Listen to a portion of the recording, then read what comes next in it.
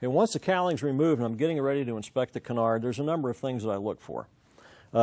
First thing is I'll move the control column back and forth, make sure the elevator and the tail hits the stop, full up.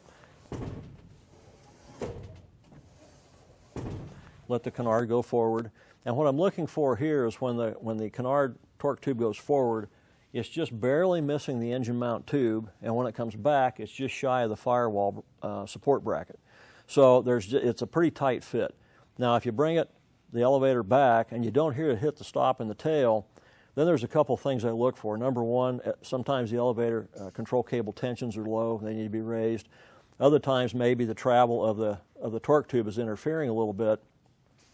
And if you can't get the travel necessary without hitting the engine mount of the firewall with a torque tube, the best answer for that is to move the entire torque tube assembly sideways just a little bit.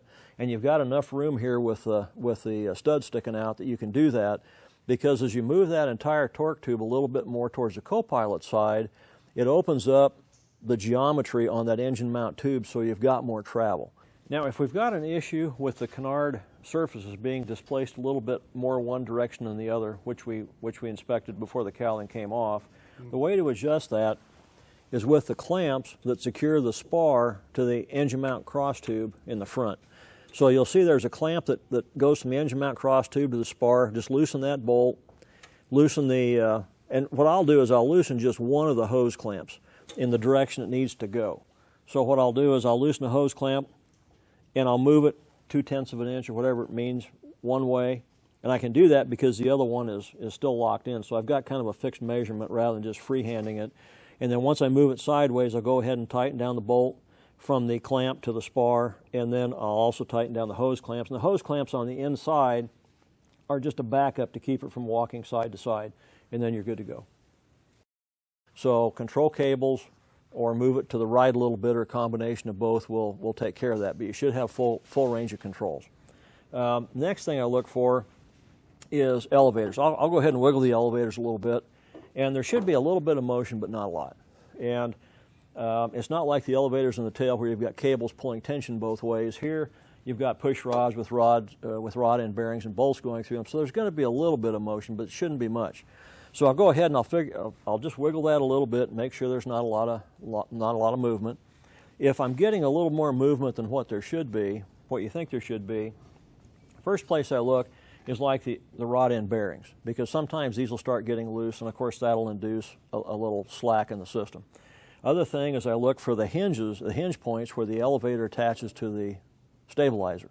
And here again, if the bearings are moving in the holders a little bit, that could do it too. I've never seen a bearing go bad in 40 years, but sometimes they do move a little in the holders, and if that's the case, you can take the holders apart, put a permanent adhesive in there to hold them in place, rivet them back together, and stick them on, and that's done forever. So I'm kind of looking for any kind of little movement in the system. If everything's good, then I go down and I'll check the hinge bolts for the elevator. Now, you don't really want to run these up super tight. I'll get them snug and then back them off a half a turn on each end. It's got to be free to travel. And the other thing I always check too is on either side of the elevator bearing holder, there should be a washer on either side of that holder. And what that washer does is it keeps the bracket from compressing and actually rubbing against the holder itself. It spaces it out a little bit so that bearing is free to rotate. So there should be washers on either side of these bearing holders. If that's good, all that's good, I'm satisfied with that. Next thing I look at are the stabilizer bolts. These need to be really tight, and there's no torque value on them, but if they're loose, that'll set up a little bit of a vibration. So these stabilizer bolts, 4 of them each side, need to be really, really tight. So there's that. One of the other things I look at too is if there's a little motion in the elevators, it's critical that you look, before the cowling comes off, you look at the hole, the access hole in the lower cowling where the spar comes through and then the elevator bell crank pokes through. And you've got 2 holes in the cowling, and they have to be big enough so that none of the cowling rubs on the structure for the Canard. And if it does, obviously it's going to transmit vibration right into the Canard. If the holes are rubbing anywhere, you can route them out with a high-speed die grinder without any problem, So I'll make sure there's plenty of clearance in those two areas in the lower cowling. Other thing is sometimes the lower cowling moves quite a bit because you've got old shock mounts. In 1973, Cessna came out and shock mounted the cowl, and as these shock mounts, these lowered mounts start to wear, that in turn lets the cowl move more. So consequently, you want to be on top of these shock mounts. They don't need to be replaced often, but as they get tired, you want to replace them. Another thing I do here is I'll check the bell crank. I'll take this elevator bell crank off the end rib, and it's just 3 bolts, 3A and 3 bolts. I'll pull this off. I'll separate the bell crank from the end rib, and then I'll check that end rib for cracks around the nut plates. And if that's all good, stick her back together. Only takes a few minutes to do. There's that. Another thing that induces a vibration in the Canard is if the Canard is not rigged properly. So consequently, what I'll do is there's a little tool you can go to your service manual and make, because locating the elevator and the tail in neutral isn't with the control lock. It is displaced a little from that. So you make this tool, you stick it in there, you get the elevator and the tail neutral, and basically what you want on the front is you want the elevator and the nose neutral also. And you just take a straight edge, run it through there, and from the middle of the leading edge of the stabilizer back through the pivot bolt, and then it should line up with the trailing edge of the elevator, same on both sides. So that's the neutral position. And then as a double check, I'll go ahead and I'll pull that tool out, let the control wheel go forward, and in the normal resting position, this elevator, because the elevator in the tail, of course, is going to go down, the elevator here is opposite, it'll come up. With the wheel in the normal resting forward position, if you do the same straight edge from the middle of the leading edge back through the middle of the pivot bolt there on back, these elevators will be reflexed up about 1/4 to 3/8 of an inch. And if that's all good, your rigging is correct. Okay, on this rigging check, we're going from the middle of the leading edge of the stabilizer back through the AN3 pivot bolt that the elevator pivots on, straight on back. And you can see this elevator is a little bit low. It should be at the top of the straight edge, and it's just a little low. So we'll adjust this up by lengthening the elevator push rod on this side just a little bit.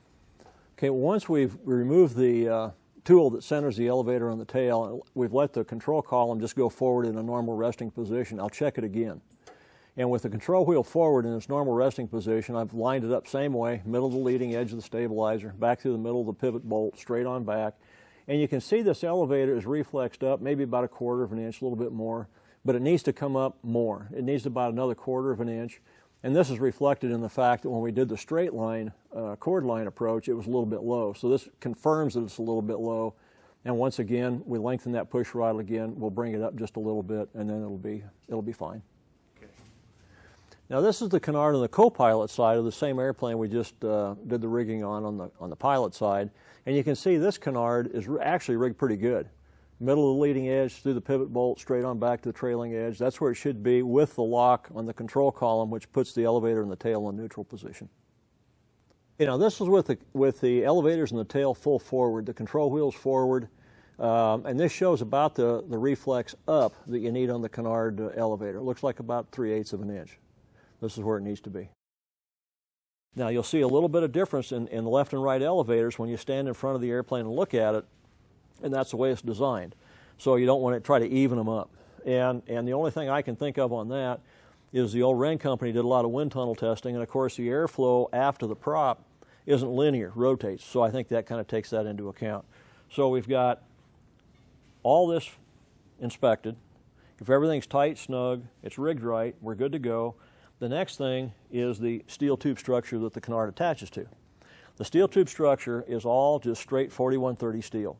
So if you see a crack anywhere, it's just like the engine mount. If you see the crack anywhere, you can go ahead and do normal welding procedures. We TIG weld, you can gas, but there's no heat treat here anywhere, so you can do any kind of a normal steel weld on anything with this substructure.